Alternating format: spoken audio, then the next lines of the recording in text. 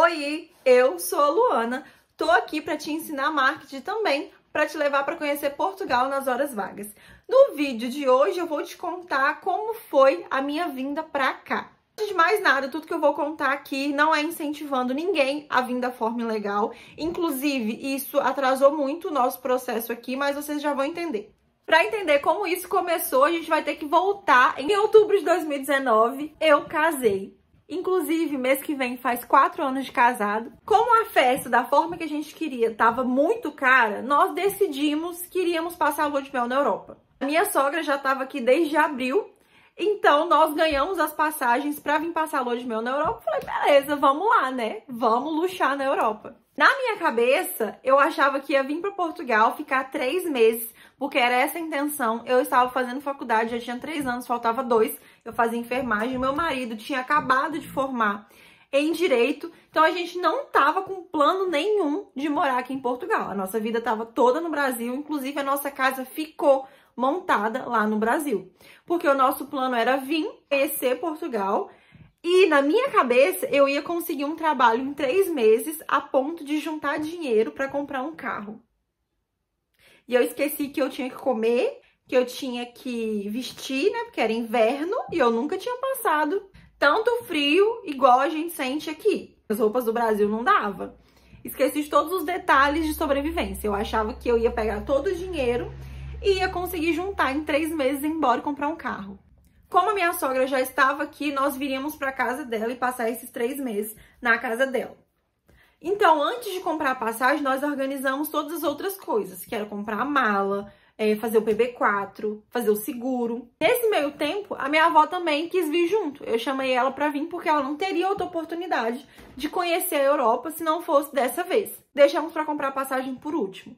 Na época, foi 5.200 as 2 passagens, ida e volta, fora da minha avó. Nós ficamos acompanhando pelo Google Flyers, pelo Skyscanner, todos esses aplicativos que tem para acompanhar preço, que depois te direcionam para o site oficial. Passamos 4 dias olhando, porque estava ficando muito cara. Então nós acompanhamos, eu lembro que de quinta a domingo, nós ficamos olhando de madrugada, olhando toda hora, olhando. No domingo a gente conseguiu comprar. Nós saímos de Vitória. Eu queria vir passar o Natal, porque eu queria ver o brilho do Natal na Europa. A gente não conseguiu comprar a passagem antes. Nós compramos por Réveillon. Nosso voo em São Paulo era dia 29, só que a nossa viagem começou antes. Nós começamos a viajar num sábado, porque a gente saía de Vitória, no Espírito Santo, para São Paulo de ônibus. E o ônibus era muito confortável, o ônibus leito. Se o avião é assim, de boa, vou tranquilo, porque eu nunca tinha andado em avião, né? Vamos em São Paulo de manhãzinha. O nosso voo em São Paulo para Londres, a gente não conseguiu voo direto. Nosso voo ia para Londres, saía às 4h15 da tarde. Então, nós passamos o dia inteiro no aeroporto de São Paulo, almoçamos lá, ficamos lá o dia inteiro. Quando deu 4h15, né, fizemos nosso check-in, entramos para embarcar. Só tínhamos a mochila, cada um tinha sua mochila e a mala de 10 quilos. Nosso intuito era mesmo vir a passeio. A gente fica brincando que nós somos os únicos que falamos a verdade e acabamos ficando aqui. Porque a gente não queria ficar. A gente veio para ir embora. Todo mundo que já conhecia Portugal e a gente conversava, eles falavam que vocês não vão voltar. O meu marido falava, Luana, você vai gostar de lá, você não vai querer voltar. Uma amiga minha falava, você não vai voltar, tem certeza. E vocês estão doidos, gente? É claro que eu vou voltar, não vou deixar minha faculdade pela metade. Embarcamos em São Paulo, entrei no avião, estava no avião que era 4, 3 e 4. A minha avó, sortuda, conseguiu pegar numa janela, mas era distante da gente, era bem na frente. E eu e meu marido sentamos no meio e conhecemos uma outra moça. Quando o avião começou a decolar, minha mão começou a suar. Porque eu comecei a pensar, como é que esse trem fica no ar? Não quero resposta científica. Quero resposta que não tem condição de um negócio pesado desse ficar no ar tantas horas. E nós vamos passar em cima do mar. E aquele trem foi me dando uma palpitação. A menina falou assim, é sua primeira vez voando? Eu tenho um momento que eu tava gravando dela falando. E eu falei, é. Aí a gente começou a conversar. O avião decolou e eu me acalmei. Depois, não tinha nem saído do Brasil, começaram a me perguntar as coisas em inglês. Eu me senti a pessoa mais burra do mundo por não saber falar inglês. Naquele momento eu tive a certeza de que só com a sua língua nativa, e se você quer viajar, é muito complicado você se comunicar. Parece que a gente não tem nem língua para falar. Nosso voo foi super tranquilo. Não teve nenhuma turbulência. Na hora de passar no raio-x também não tivemos problema nenhum. A única coisa que pediram pra gente tirar, eu e minha avó, nós estávamos com coturno. Pediram pra nós tirarmos o coturno e passar só de meia. Mas de restante não abri mala nem nada. Só tive que tirar o notebook que eles pedem. E como eu sou fotógrafa, né, todos os meus equipamentos, tirei a máquina e só. Mas não abri mala pra vistoriar. Não, nada disso. Foi só mesmo o padrão, o procedimento padrão. Chegamos em Londres no outro dia. A nossa conexão desse voo que nós tínhamos achado por ser mais barato eram de 12 horas. E a gente falou, tranquilo. O Lucas tem uma tia, o Lucas, o meu marido, tem uma tia em Londres, que já tá bem estabelecida lá, já tem muitos anos que ela tá lá. A gente vai, passa essas 12 horas conhecendo Londres, aquele pedacinho ali perto do aeroporto, e depois a gente pega o voo pra Lisboa, de boa.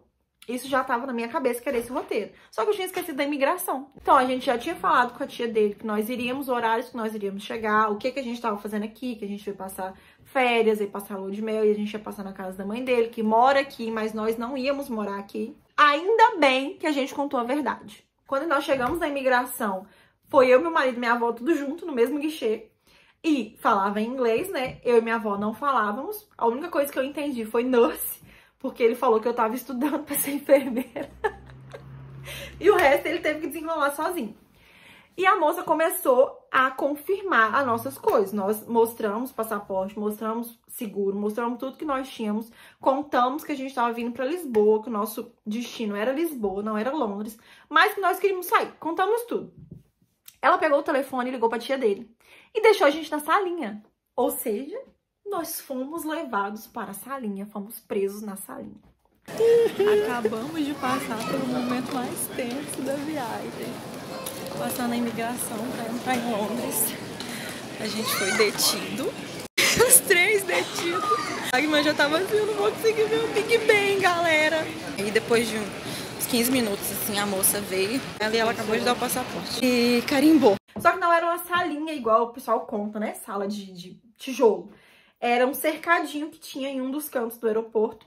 A mulher do guichê pediu pra gente se direcionar pra essa salinha enquanto ela confirmava a história. Ficou com os nossos passaportes. Ela ligou pra tia dele. Nesse meio, nós não tínhamos comunicação nenhuma.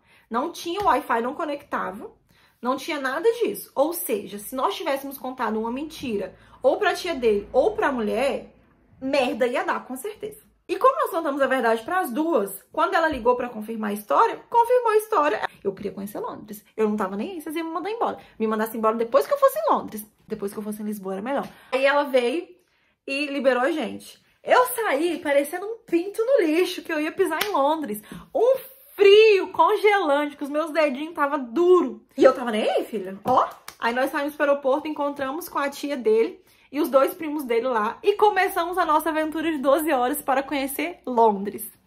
Eu lembro até hoje a sensação que é quando eu saí e vi Londres. Gente, olha, viagem. Aquele ar gelado.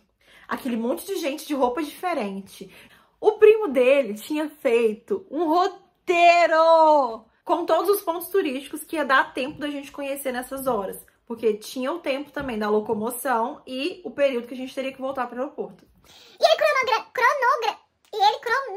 E ele cronometrou. Então tava tudo certinho. Ele já tinha feito todo o roteiro na mente dele e a gente só foi. A tia do meu marido, maravilhosa. Olha, muito obrigada. Vocês transformaram o nosso dia e fez ser um dia inesquecível.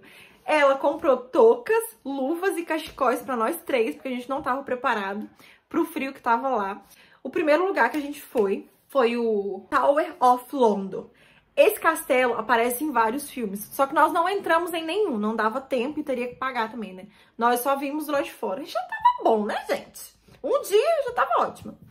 E aí depois eu fico assistindo essa série medieval e é lá, aí eu fico... eu conheço lá. Depois nós decidimos não atravessar a ponte, porque ia gastar muito tempo atravessando, depois voltando para os pontos turísticos que a gente queria ir. Almoçamos no McDonald's. Depois nós fomos no Palácio de Buckingham, fomos no Big Ben. O Big Ben, inclusive, estava cheio de andaimes, porque eles estavam reformando. O pobre não tem um dia de paz, mas já valeu, deu pra ver o topinho do Big Ben. Depois a gente foi naquela roda gigante, tem uma marina, uma baía, um cais. aquele cais que tem, que passa o rio, que atravessa a ponte. Lá dá pra gente ver a roda gigante. Tirei várias fotos, lógico, né? Sentada no murinho, segurando a roda e tudo mais. E continuamos passeando por Londres até a hora de voltar. Tirei foto até com os ônibus vermelhinhos, que eu tava acostumado com Transcol, não o ônibus vermelhinho que eu via só em filme. Agora eu sei que no inverno aqui escurece muito cedo. E lá, 4h30, já tava escuro, que foi a hora que nós começamos a retornar pro aeroporto. Eu falei, meu Deus, que doideira é essa? Tá no meio da tarde, já tá de noite. Era final de ano, invernaço. Depois de um dia magnífico, seguimos pro nosso voo para Lisboa e finalmente chegar no nosso destino. Saímos de lá, eu não lembro se o voo era uns 5h30 ou eram 7h30. Sei que nós chegamos em Lisboa para imigração, de novo, passar por outra imigração, às 11 horas. Na época, a Inglaterra fazia parte da União Europeia, então a gente achou que não ia precisar fazer outra imigração aqui. Só que eu acredito que pelo horário que nós chegamos, foi preciso. O nosso voo, ele não conseguiu pousar no horário certo, então ele ficou dando voltas. E eram aqueles aviões pequenos. Eu e meu marido, a gente já tava quase morrendo de passar mal. E minha avó pleníssima. Eu do avião até ir pro guichê, deu 11 qualquer coisinha. O nosso último ônibus pra vir pra onde eu moro hoje, em Ericeira, eram 11h45, se eu não me engano, ou eram 11h15. Era alguma coisa assim. Então nós já tínhamos perdido ele. Fizemos uma reserva no hostel pra ficar pelo menos um dia. Com o atraso do voo, também perdemos essa reserva do hostel. Mas ok, fomos direto lá para a imigração.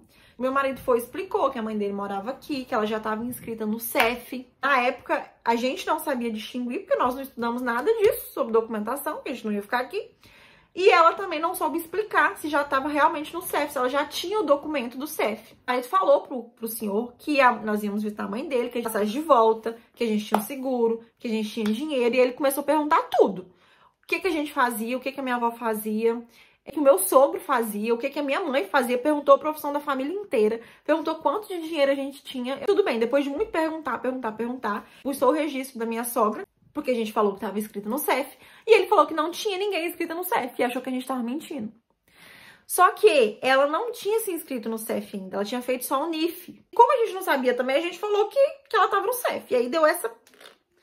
Mas mesmo assim o cara falou, não, é meu presente de Natal para vocês, podem entrar. Chegamos lá na parte livre do aeroporto de Lisboa. Falei, e agora, o que a gente faz? Se nós fôssemos tentar pegar o ônibus para Ericeira, a gente ia ter que pegar um metro primeiro, que é metro, tá? Eu cheguei no guichê de informação pedindo informação do metrô e aí recebi logo um metro na cara. Para pegar o metro e depois vim para cá de ônibus, porque o ônibus não saía do aeroporto de Lisboa. Vamos pro táxi. Mais uma vez, o brasileiro simpático levando na cara. Hoje eu entendo que isso é só a forma de falar. Mas no dia e um pouco depois, até no primeiro ano, eu ainda ficava assim me doendo, né? Achando que eu tinha levado uma patada, mas não. Cheguei perto de um senhor que tinha um táxi e perguntei pra ele se ele levaria a gente até Ericeira, onde a gente mora. Ele falou que sim, só que eu falei, o senhor sabe quanto mais ou menos dá? Ele falou, só sei depois que rodar. Aí eu fiquei tipo, tá bom. Decidimos chamar um Uber. O Uber deu 35 euros. Vim deslumbrante. Hoje eu sei todo o caminho que nós percorremos. Que no dia tinha o viés de ser na Europa, de ser tudo novo. Então até o asfalto eu tava achando assim maravilhoso. Nenhum buraco no asfalto. Eu lembro que a primeira coisa que eu vi, que o rapaz passou por Mafra. Pra chegar aqui onde eu moro, a gente passa por Mafra. Se você não conhece, inclusive lá tem esse palácio que é lindo, de Palácio de Mafra, e era de noite, ele tava completamente iluminado, porque era final do ano, e no final do ano eles iluminam ele todo, tem luzes coloridas. Chegamos na casa da minha sogra. Foi aquela emoção toda, ela revendo meu marido, os dois se abraçando e tudo mais, e eu filmando, né, lógico. Depois a gente foi procurar uma coisa pra comer. Nós fomos no Dreamsburg, eles têm inclusive 2 polos por aqui, tem essa loja aqui de Ericeira e tem outra loja, eu acho que é em Coimbra. Se você quer conhecer, tem uns hambúrgueres gigantes, foi esse hambúrguer que a gente comeu.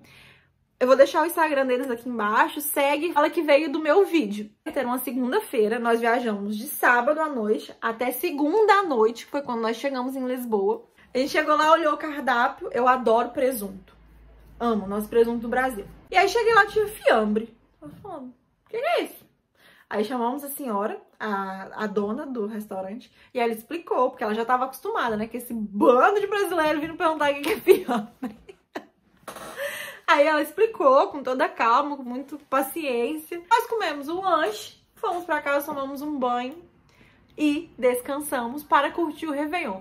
Foi o primeiro Réveillon antes da pandemia e o último, até o que passou agora, porque os próximos 2 foi fechado, né, porque não tinha como fazer festa. Então nós conseguimos aproveitar um pouquinho antes da pandemia. Aqui as coisas começaram a fechar oficialmente em março. E hoje, parando pra pensar, foi uma doideira muito boa, que eu provavelmente nunca vou esquecer, por ter sido a minha primeira viagem internacional, junto com o meu primeiro voo, junto com a lua de mel. Depois disso, aconteceu muitas coisas, tivemos que tomar muitas decisões importantes sobre ficar ou não ficar, onde morar, o que fazer com as nossas coisas do Brasil. Só que isso é assunto para outro vídeo, porque esse aqui já tá longo demais, eu já falei muito. E se você quiser saber as cenas dos próximos capítulos e todas as experiências que eu vivi até chegar aqui hoje, se inscreve no canal, me acompanha pelo Instagram, vou deixar o link aqui embaixo. E me conta se você tem vontade de vir para Portugal ou se você já mora aqui, qual a cidade que você mora. Quem sabe somos vizinhas e nem sabemos. Ah, e só pra reforçar, se você tá pensando em vir pra cá da forma ilegal, um conselho de experiente, não faça isso. Vai atrasar a sua vida e embolar os seus planos. Eu sei que pode demorar um pouquinho mais e ser um pouco mais chato fazer todo o percurso legal aí do Brasil, mas faça isso pra você não passar tanta raiva e não quebrar tanto a cabeça como eu tive que quebrar pra conseguir os meus documentos. Beijos e até a próxima!